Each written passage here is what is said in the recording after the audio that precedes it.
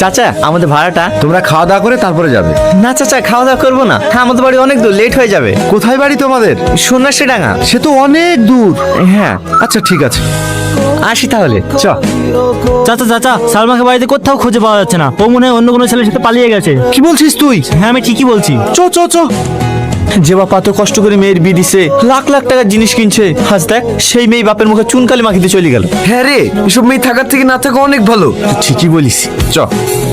মা মা, বাইরে আসো। হ্যাঁ আসছি। তুই তিরপলটা গোছা, ঠিক আছে? টনি টনি, কি রে, কি হলো? গাড়িতে একটা মেয়ে।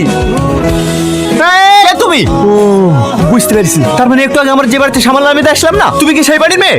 হ্যাঁ। নামো শিগগিরি। কি হলো, দাঁড়িয়ে থাকলি যে? নামো।